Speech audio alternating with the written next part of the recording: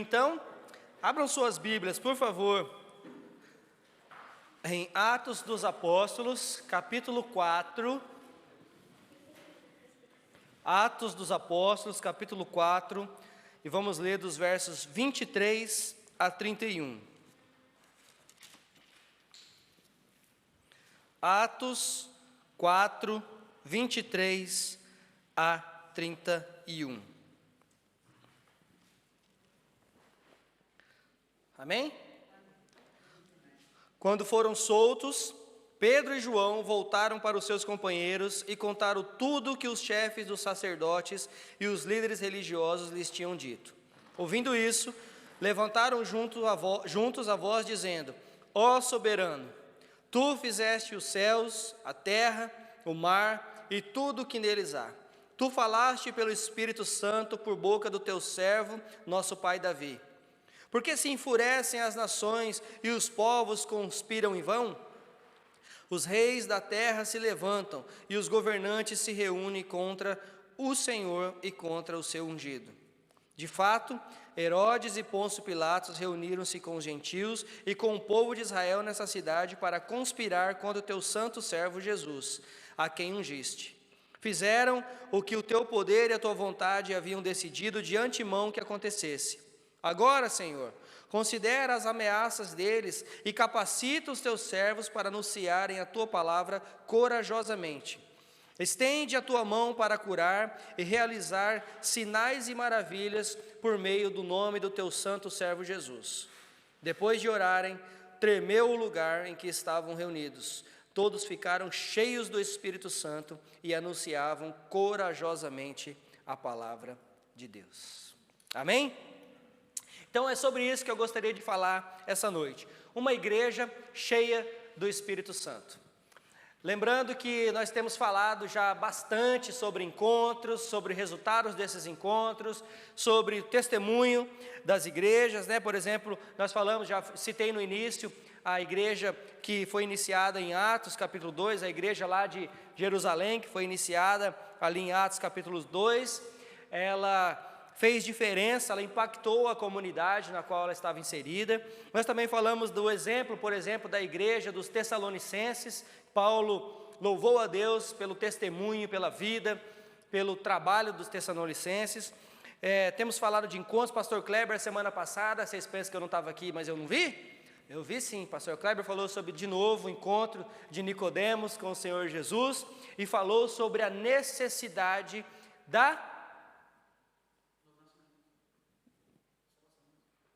do novo nascimento. Tá bom, serve o novo nascimento. Tá bom, ok. Tá bom? Então, o pastor Kleber enfatizou muito essa questão, que não basta somente se encontrar, mas tem que haver uma mudança, tem que haver uma transformação. E nesse caso, o Senhor Jesus exigiu, falou assim para Nicodemos: mestre da lei, não adianta você conhecer as Escrituras, você precisa nascer de novo. Não é isso? E nós temos falado sobre isso.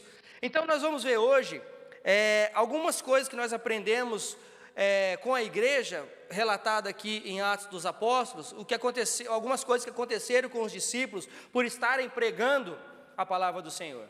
E nós vamos ver a reação que eles tiveram, as reações que eles tiveram, e que nós podemos aprender muito com eles. Então, para contextualizar, no capítulo 3 do livro de Atos, nos é relatado que Pedro e João estão indo orar no templo, e quando encontram um aleijado de nascença, e esse aleijado pede então dinheiro. Eles viram-se para o aleijado e diz: não tenho ouro nem prata. Quem é que diz isso? Pedro. Pedro vira para ele e diz: não tenho ouro nem prata, mas o que tenho, isto lhe dou. Em nome de Jesus, levanta e anda. Depois disso, Pedro mais uma vez prega para a multidão acerca da salvação em Cristo Jesus. Depois disso, no capítulo 4, no início do capítulo 4, Pedro e João foram presos. Por quê? Porque estavam pregando o Evangelho. Mas, como contra fatos não há argumentos, os líderes tiveram que libertá-los. Mas eles não estavam livres, porque eles estavam soltos, eles foram soltos, mas não estavam livres para pegar o evangelho, porque eles foram dito: vocês estão soltos, nós vamos te soltar da prisão, mas não é mais para pregar no nome de Jesus, é para parar, senão vocês vão voltar para a prisão, certo? Aí nós entramos aqui nessa porção do texto que nós acabamos de ler. A igreja que é cheia do Espírito Santo, gente, ela triunfa nas adversidades. Eu vou contar umas histórias aqui durante esse sermão que tem muito a ver com o que nós passamos semana passada, nas nossas férias. Agora eu preciso de férias das férias. Entender, né? Você também, Neuza? Já, né? Nós precisamos de férias das férias. E agora eu dou parabéns para vocês que têm pelo menos 2 filhos. É hard work. É trabalho duro. E os que eu levei nem é meu. Então é bom que eu cheguei e devolvi. Falei, toma que os filhos é seu. Misericórdia, esses meninos. Eu amo de paixão, mas toma de volta. Gente do céu. Dá trabalho, Marco. Agora eu consigo entender a Manu. 5, Marcos e a Nália carregou 5, os dele e os dos outros também. Pois é. Aí, tem uma aqui já, tá com 2 também. Ai, gente, não é fácil não, mas vamos lá.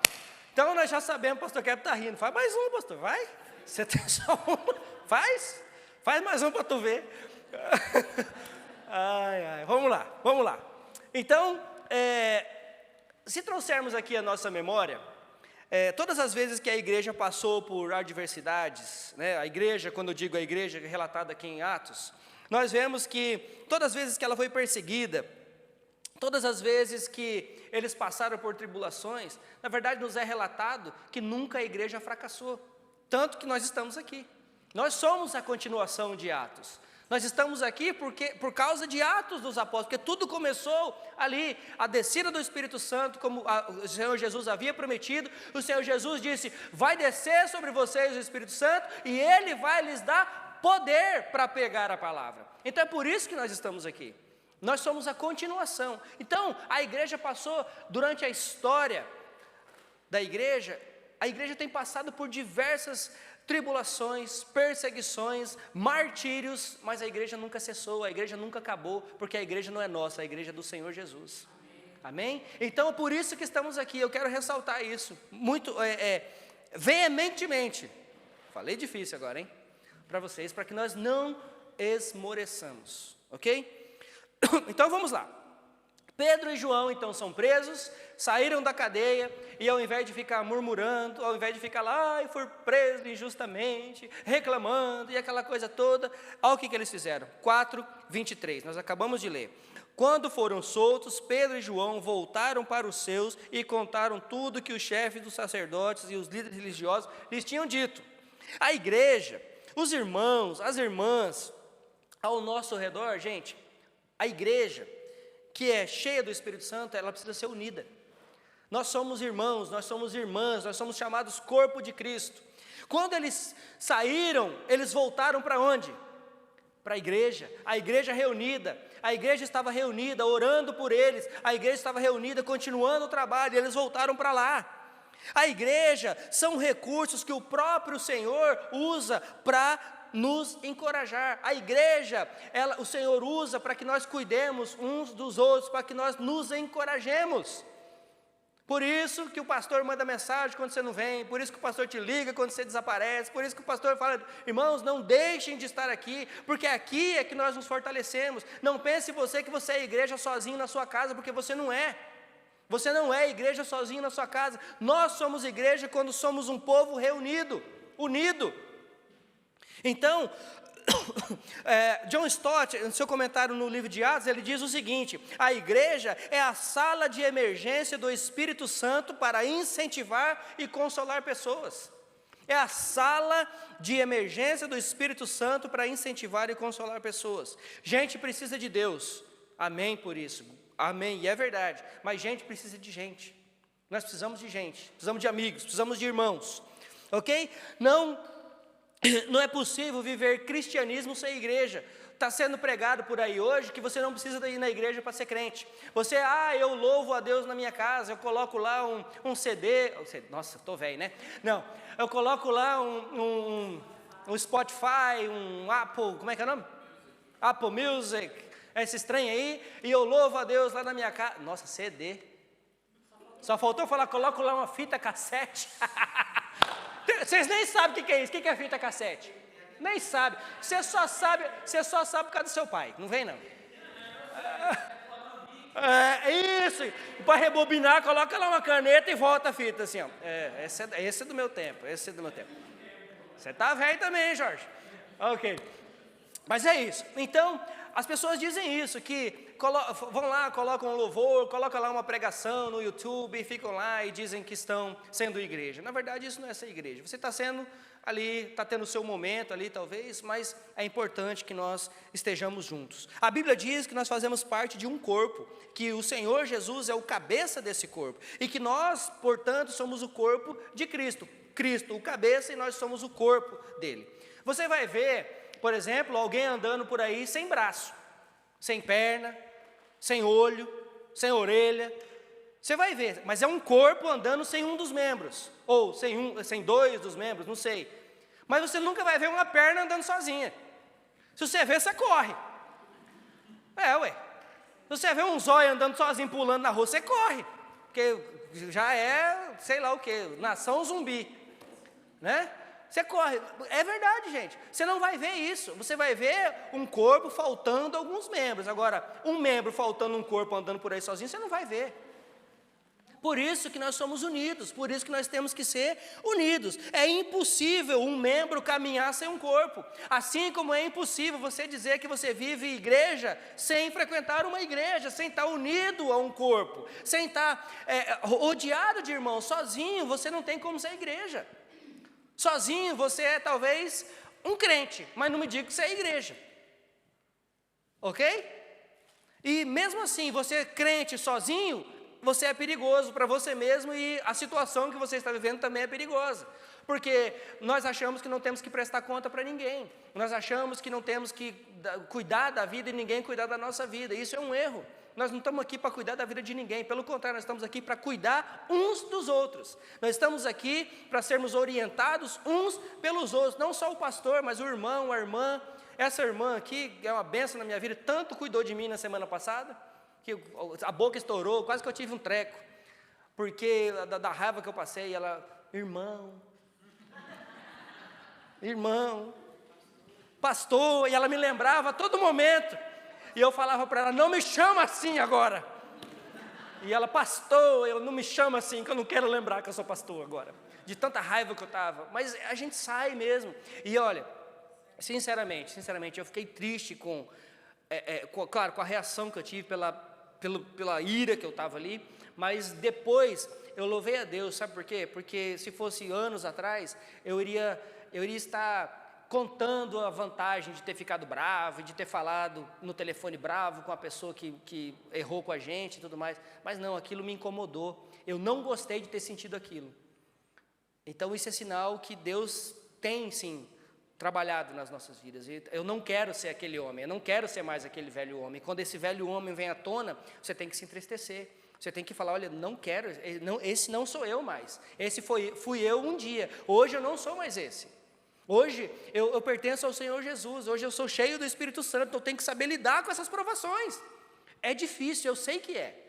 É difícil para mim, quem tem temperamento forte, que o diga, né, pastor Kleber? Nós temos temperamento forte, eu estou olhando aqui, Alex, pastor Kleber, aquelas duas lá do fundo também, são brabinhas aquelas duas lá. Não olha para trás não, vocês mesmo, Vou falar o nome não, tá? Olha lá, chega vermelhou. Mas é verdade, nós que temos temperamento forte, nós que somos sanguíneos, coléricos, assim como Paulo era, como Pedro foi, né? Mas veja, eles erraram também, mas o Senhor trabalhou na vida deles e eles continuaram coléricos, eles continuaram sanguíneos, mas agora maduros. E é assim que nós temos que ser.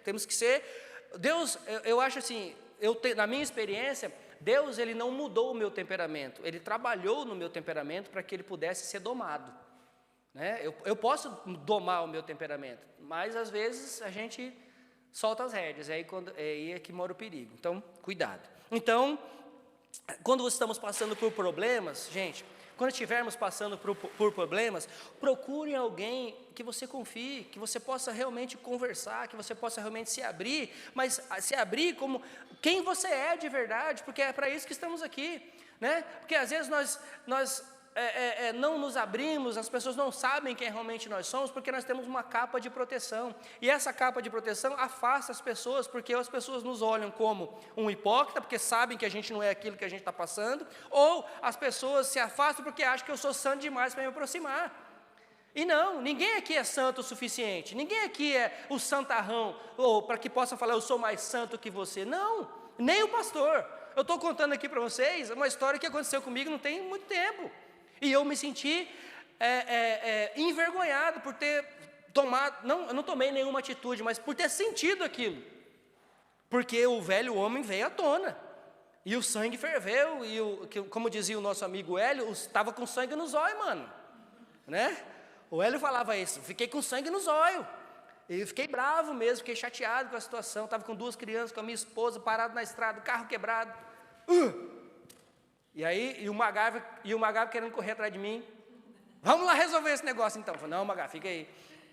E graças a Deus pelos amigos, né, que nos acolheram também. Gente, teve as partes ruins, mas foi muito bom, foi bom demais. Fizemos novos amigos, foi bom demais. Então, irmãos, não precisei nem pedir, eles ofereceram. Falaram, não, vamos lá tomar um café com nós, ficar lá com nós. Isso é irmão, isso é irmão. Quem que faz isso?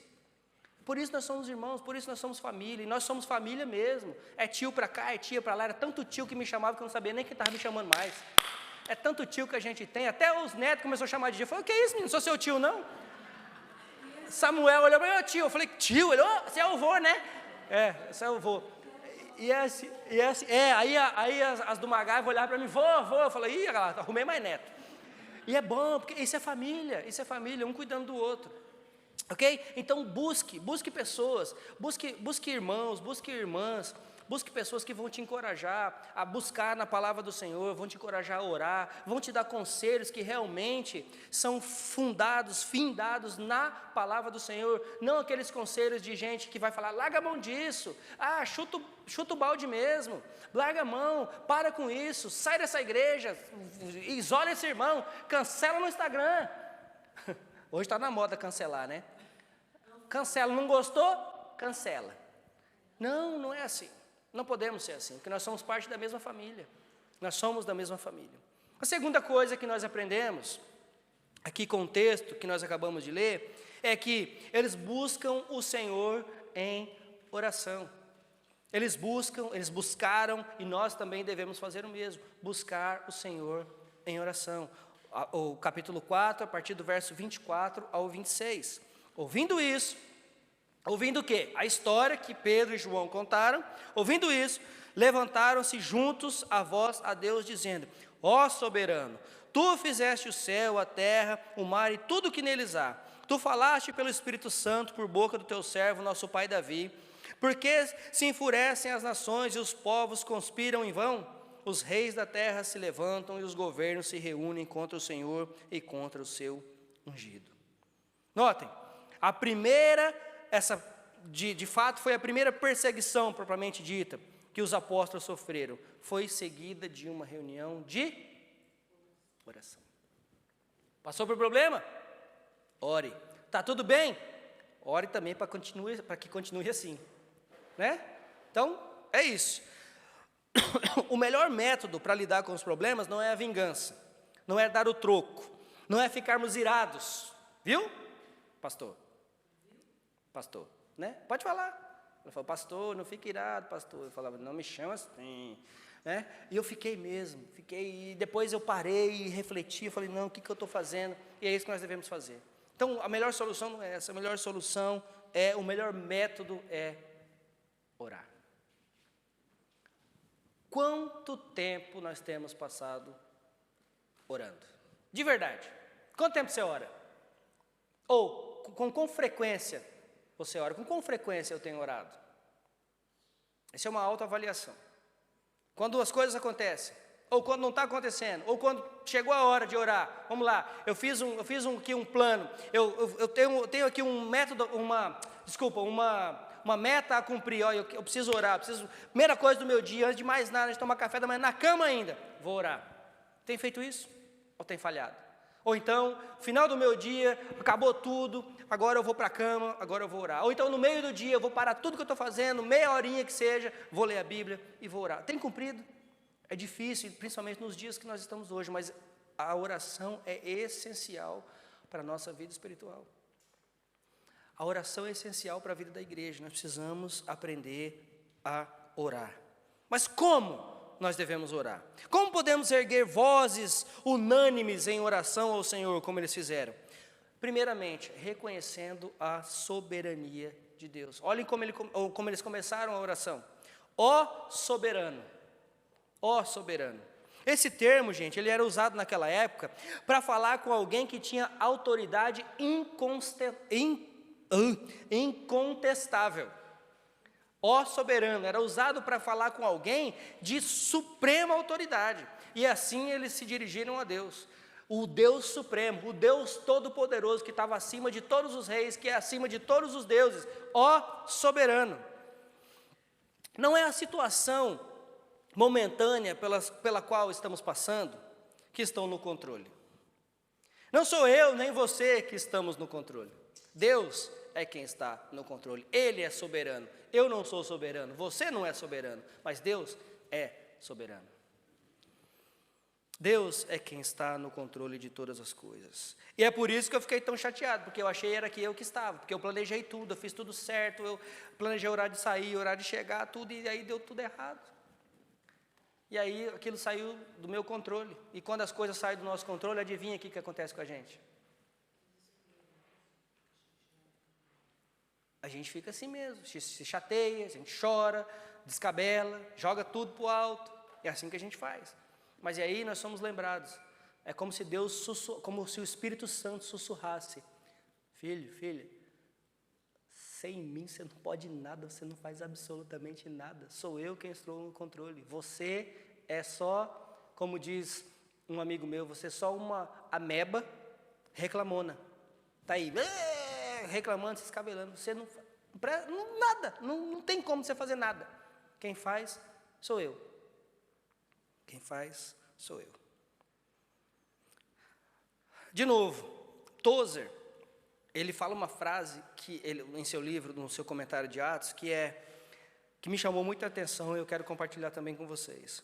Ele diz o seguinte: o problema da igreja é que ela não medita o suficiente na grandeza do seu Deus.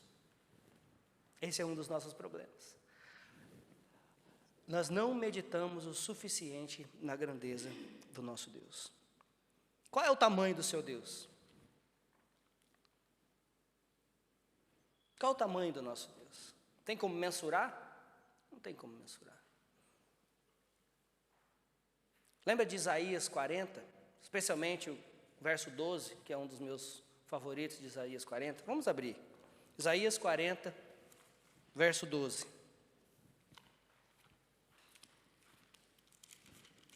Isaías 40, verso 12. Quem mediu as águas na concha da mão, ou com o palmo definiu os limites dos céus? Quem jamais calculou o peso da terra e pesou os montes na balança e as colinas nos seus pratos? Quem definiu limites para o Espírito do Senhor ou o instruiu como seu conselheiro? Quem? Quem? Ninguém. Absolutamente ninguém.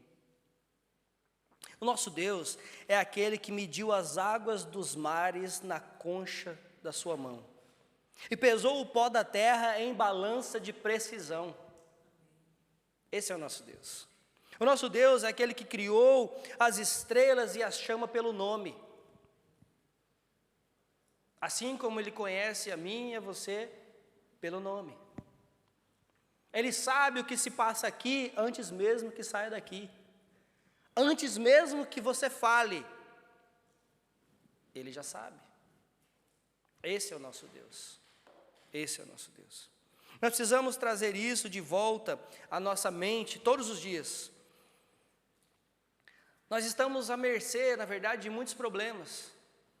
Nós estamos à mercê de enfrentar dificuldades que às vezes a gente acha que não vai superar. A gente acha que não vai conseguir passar por elas. Né? A gente olha e fala assim, olha, eu não aguento isso. Eu não consigo. De repente, você passou, Deus te fortaleceu, e ali na frente, você está dando testemunho para alguém que está passando pela mesma situação e falando, olha, Deus me sustentou. Com o Senhor eu consegui. Você consegue também.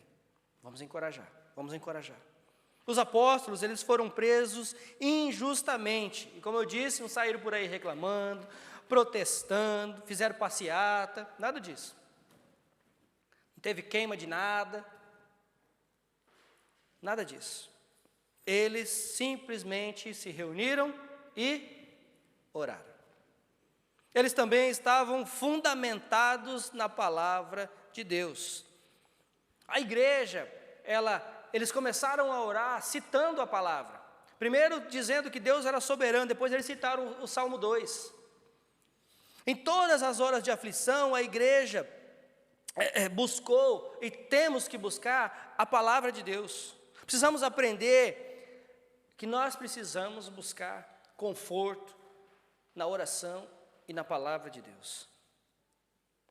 Terceira coisa que nós aprendemos é que a maldade humana não frustra os planos de Deus. Nunca vão frustrar. A maldade humana pode tentar atrapalhar, mas os planos de Deus nunca serão frustrados. Nunca. Nos versos 27 a 28 do capítulo 4 que nós lemos. De fato, Herodes e Pôncio Pilatos reuniram-se com os gentios e com os povos de Israel nessa cidade para conspirar contra o teu servo Jesus, a quem ungiste. Fizeram o que o teu poder e a tua vontade haviam decidido de antemão que acontecesse. Quando se trata de combater o que é bom, gente, até o inimigo se junta. Os inimigos se juntaram contra Jesus. Até os gentios, que eles não aceitavam nem que chegasse perto, se juntaram contra Jesus. Mas isso não foi acidente, isso não foi um plano maquiavélico, isso foi vontade de Deus. Para quê? Para mostrar o quê? Para demonstrar o quê? A glória do seu Filho, a glória de Jesus. Então, nada pode frustrar os planos de Deus. Eu já tenho dito isso, o pastor Kleber já disse isso, aqui nesse púlpito, que a crucificação do Senhor Jesus, ela não foi uma barbaridade, ou ela não foi um erro, ou ela não foi uma, como se fosse um plano B. Não. Estava de antemão, predito que isso aconteceria. Os profetas disseram isso. A Bíblia diz isso o tempo todo no Antigo Testamento. É só procurar, só ler. Então não foi acidente. Aquelas pessoas, elas foram usadas como ferramentas para que fosse cumprido aquilo que já estava previsto. O Senhor Jesus, Ele veio a este mundo para morrer na cruz. Nós precisamos nos lembrar disso. Ele veio a este mundo para que nós pudéssemos ser perdoados. Se não houvesse morte de Cristo, não haveria perdão dos nossos pecados, que é o Cordeiro Imaculado de Deus. Se não houvesse a crucificação de Cristo e a ressurreição de Cristo, estaríamos nós perdidos. Mas pela graça de Deus, pela misericórdia e amor de Deus, Ele enviou o seu único Filho. Para quê? Para morrer no nosso lugar. Então não foi acidente, não foi plano B. Estava tudo dentro dos conformes, tudo dentro dos planos de Deus. Amém? Quarta coisa, capítulo 4, verso 29. A igreja não só pede a cessação dos problemas, ou que os problemas acabem, mas também poder para testemunhar através deles. Agora, Senhor, considera as ameaças deles e capacita os teus servos para anunciarem a tua palavra corajosamente. A questão aqui, na verdade, é não ficar dizendo a Deus o que fazer. Porque é assim que nós fazemos, não é? Muitas vezes nas nossas orações, nós ficamos falando para Deus o que Ele deve fazer. Nós ficamos como se pudéssemos manipular a vontade de Deus. Como se pudéssemos falar para Deus o que Ele pode ou não pode fazer nas nossas vidas. Senhor, eu não quero isso. Senhor, eu não aceito aquilo outro. Senhor, faça isso. Senhor, faça aquilo outro. Não, é assim que nós oramos muitas vezes. E também eu não estou dizendo que você não pode pedir para que Deus intervenha. Não é isso que eu estou dizendo.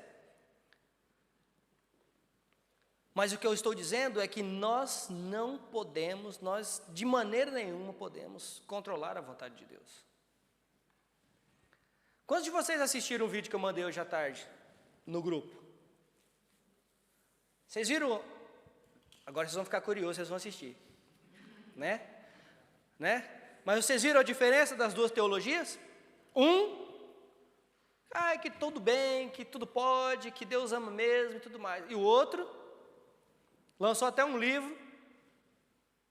Como é que é o título do livro mesmo? O Deus que destrói sonhos. Só pelo título você já dá vontade de ler o livro. Não é possível, tem que ler esse livro. Né? E a capa do livro é um menino que vai para lamber o picolé, o sorvete cai no chão.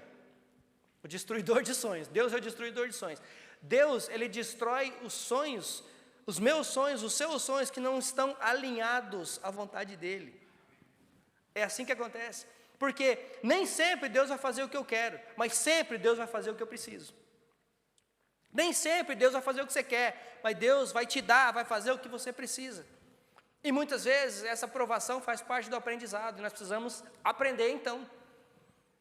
E essa eu sei que é a parte que dói. Né? Como eu disse, eu não estou dizendo para você que você não pode orar para que Deus intervenha, porque Ele pode intervir ou não. Claro que pode, mas Ele só faz se Ele quiser. Não é porque eu quero, não é porque eu estou pedindo. É de acordo com a vontade dEle, nós precisamos aceitá-la. Mas nós também podemos orar para que Deus, ou Ele intervenha nisso, ou que Ele pelo menos, ou seria a maneira mais certa, que Ele me dê forças para que eu possa passar por isso, para que depois eu possa testemunhar, assim como esses homens fizeram. Depois eu possa testemunhar. Aí, ao invés de pedirmos, Deus, acabe com o problema, deveríamos pedir, Deus, me dê poder para passar por esse problema. Me dê sabedoria, me dê discernimento, me dê poder para passar por ele. Eu creio em milagres. Você crê? Eu creio em milagres. Você acha que Deus pode fazer milagre ainda hoje? Claro que pode. Deus pode curar ainda hoje?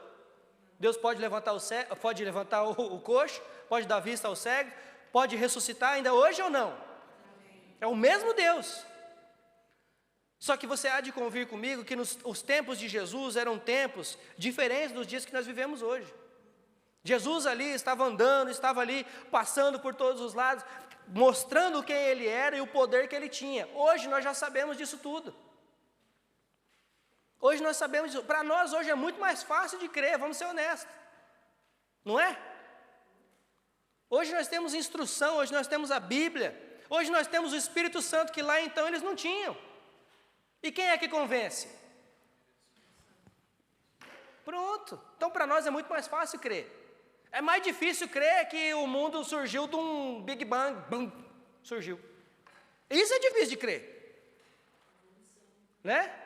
Que era um girino, que virou um sapo, que virou um jacaré, que virou um, sei lá o que, um maior, depois virou um macaco, caiu o rabo e virou gente.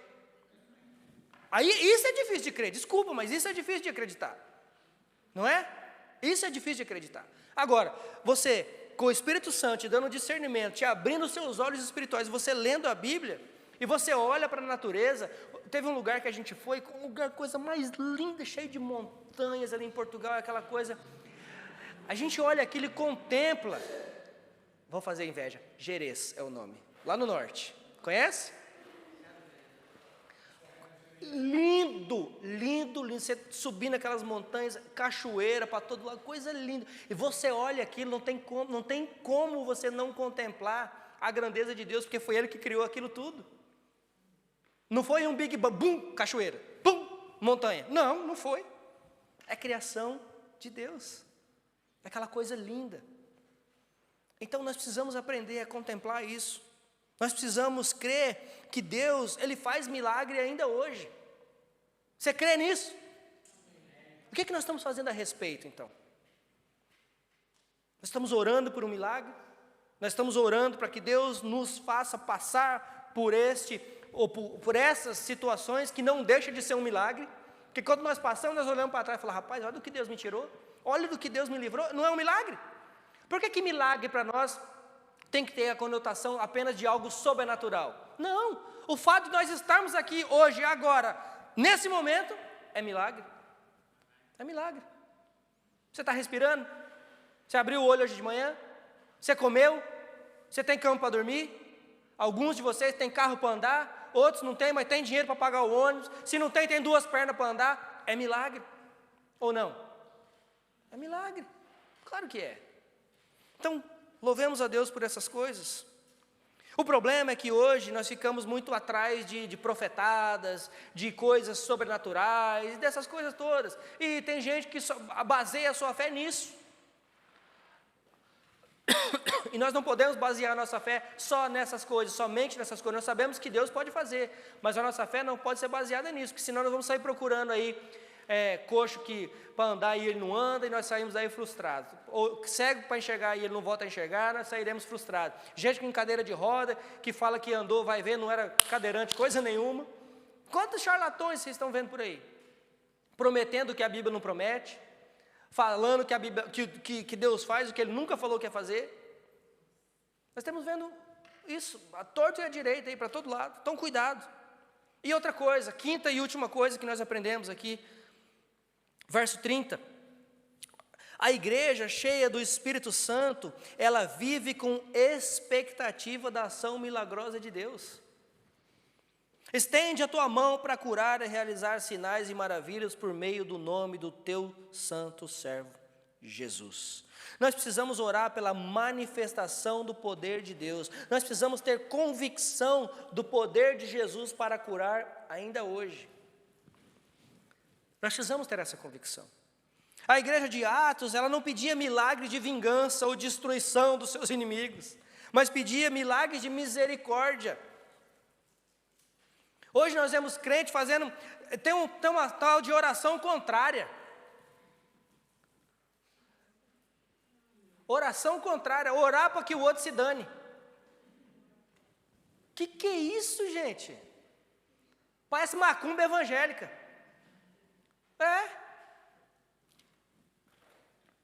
É sério, gente, tem coisa assim que você olha, as pessoas estão deturpando a palavra de Deus ou misturando, fazendo um ecumenismo, jogando na mesma panela e falando que isso é cristianismo. Você já viu alguém fazendo macumba para o outro ficar rico? Já viu? Não, eu quero aqui fazer um trabalho, vou aqui fazer umas oferendas, porque eu quero que aquela pessoa fique rico. Já viu fazendo isso? Não. É só para lascar com o outro.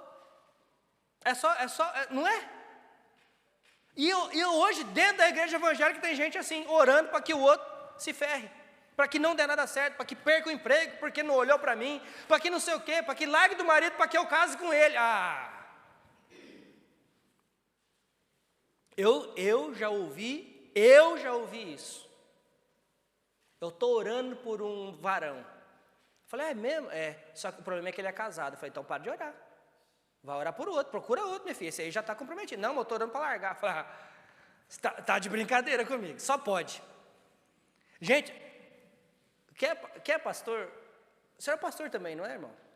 Atrás do pastor Kleber. Anderson, pastor Anderson, você é pastor também. A gente ouve cada coisa, não ouve? A gente ouve cada coisa e fala, meu Deus do céu. Então, irmãos, qual dessas duas situações você acha que vai glorificar o nome do Senhor? O irmão me fez mal, ou alguém me fez mal, eu orei e Deus matou. Macumba evangélica. É essa que vai glorificar o nome de Deus? Ou é o testemunho de você falar assim, olha, essa pessoa me fez mal, mas eu orei por ela, eu clamei ao Senhor, eu preguei para ela, e essa pessoa hoje é uma pessoa convertida e glorifica o nome do Senhor. Qual é o testemunho que vai valer mais? O que foi que aconteceu com Paulo? É exatamente a situação de Paulo. Os irmãos corriam, falavam, Senhor, nos livra desse homem. Até que o Senhor pegou ele de jeito. E olha quem foi Paulo. Olha quem sou eu, olha quem é você hoje. Ou vai falar que você não era ruim que nem Paulo? Se brincar, nós era pior. Então, qual desses dois testemunhos aqui vai glorificar o nome de Deus? Eu já ouvi isso.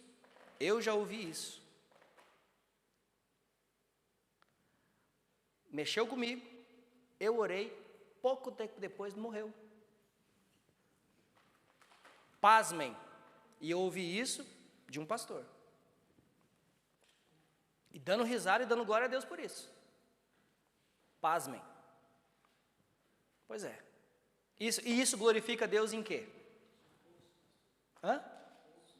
Bom, aí é você que está falando, não sou eu. Não vou me comprometer. Né? Mas agora eu faço a pergunta para vocês.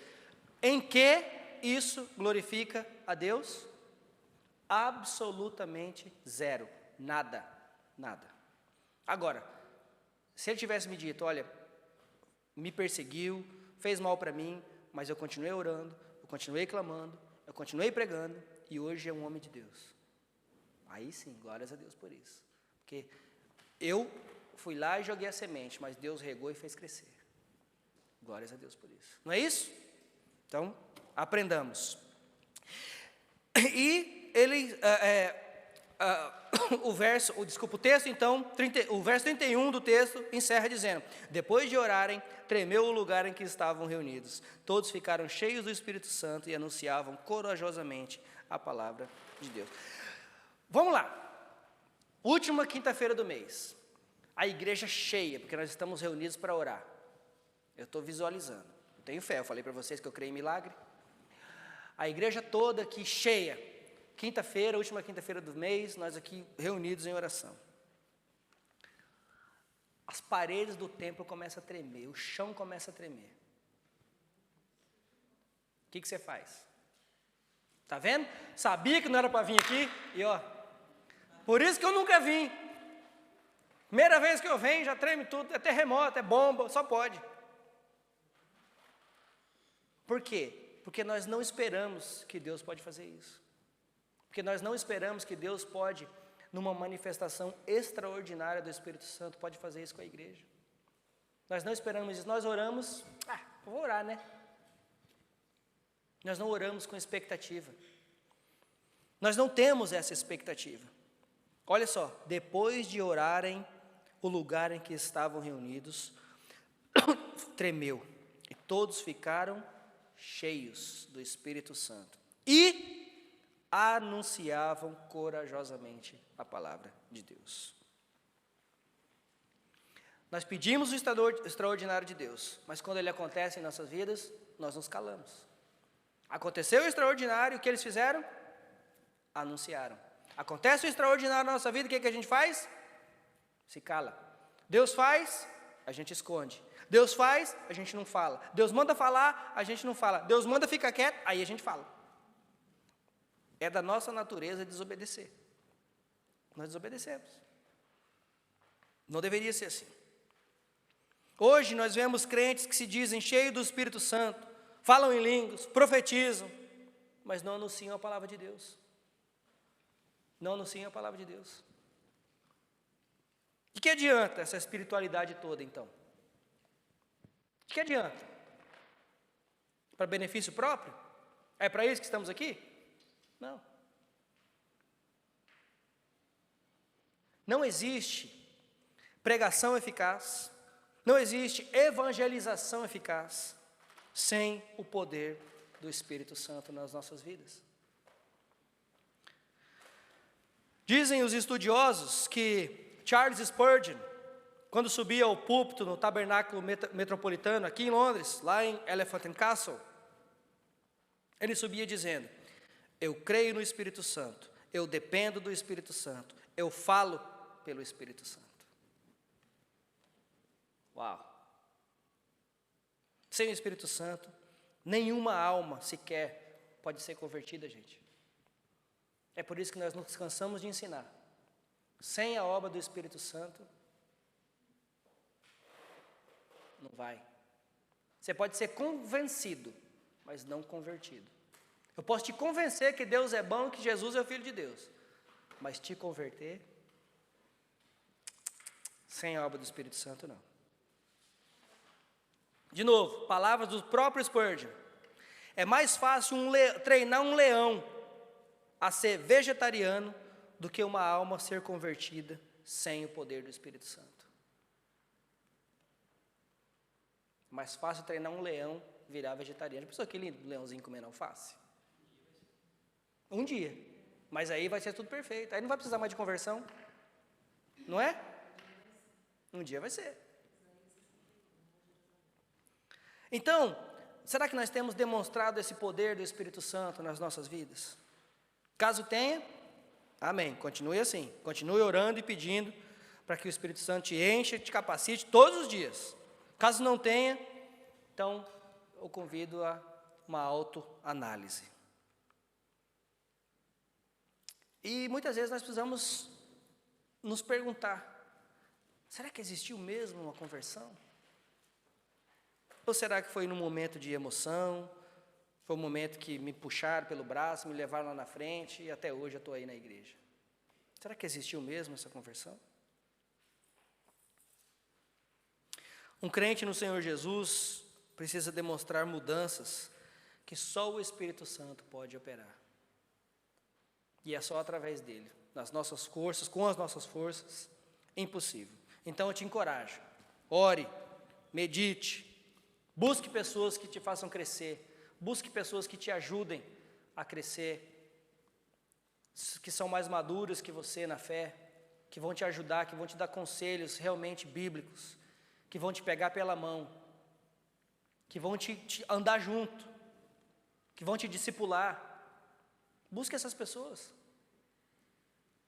Não saia por aí procurando em qualquer lugar, que a gente só pode encontrar aqui. Esse aqui é o nosso manual de fé e prática.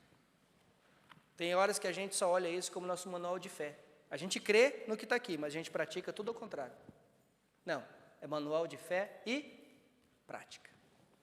E que possamos ser essa igreja, cheia do Espírito Santo. Uns cuidando dos outros, orando junto, sabendo que os propósitos de Deus não podem ser frustrados. Que Ele é o Todo-Poderoso, o Soberano, em todas as coisas, inclusive nas nossas vidas. Amém? Amém. Que Deus possa nos abençoar, em nome de Jesus.